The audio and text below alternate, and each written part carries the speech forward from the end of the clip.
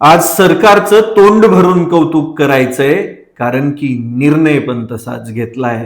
हो, महाराष्ट्रामध्ये मराठीच चालणार. मग तुम्हाला व्यवसाय करायचा असेल तर आधी मराठी शिका, कारण की मराठी आमची अस्मिता आहे, मराठी आमची ओळख आहे, मराठी आमचा कणखर बाणा आहे. ऐका जरा. महाराष्ट्रामध्ये जर व्यवसाय करायचा असेल तर मराठी अनिवार्य आहे आणि त्यामुळे आरटीओच्या माध्यमातून 1 मे पासूनची आमची मोहीम जी आहे ती कायम राहील.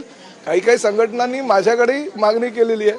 काही मागण्या जर आमच्याकडे आल्या तर त्याचा निश्चितपणे विचार केला जाईल. पूर्ण सरसकट मराठी आम्ही बोलणारच नाही आणि आम्ही तुम्हाला जे करायचं ते करा, आम्ही मोर्चे काढू, आंदोलन करू. अशा आंदोलनाला आणि अशा मोर्चांना प्रताप सरनाईक भीक घालणार नाही. महाराष्ट्रामध्ये जर व्यवसाय करायचा असेल तर मराठी अनिवार्य आहे. महाराष्ट्रात व्यवसाय करायचा असेल तर मराठी अनिवार्यच आहे.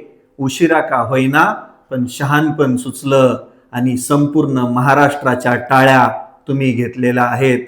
आता काही संघटना मोर्चा काढायला निघेलेत की आम्ही मराठी बोलणार नाहीत. महाराष्ट्रात मराठीच चालणार हे ठणकावून बोलणाऱ्या प्रताप सरनाईक आणि महायुती सरकारचं हार्दिक अभिनंदन. तुम्हाला उशिरा का होईना शहाणपण सुचलं. परप्रांतीयांनो, तुम्ही येऊन जे म्हणताय ना की आम्ही मराठी बोलणार नाही, उलट मोर्चा काढणार, तुम्ही गबाळ उचला आणि निघा भडव्यांनो. महाराष्ट्रामध्ये मराठी अनिवार्यच आहे.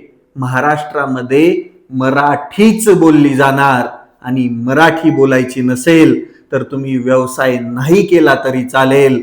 आता या मोर्चाला नेमकं पाठबळ कुणाचंही माहीत नाही, पण सरकारने हा जो निर्णय घेतलाय, मराठी भाषेसाठी जो ठामपणा घेतलाय, त्याचं खरंच कौतुक करावं वाटतंय. शेवटी एकच म्हणेल, महाराष्ट्रात मराठी चालणार. जय महाराष्ट्र, जय मराठी.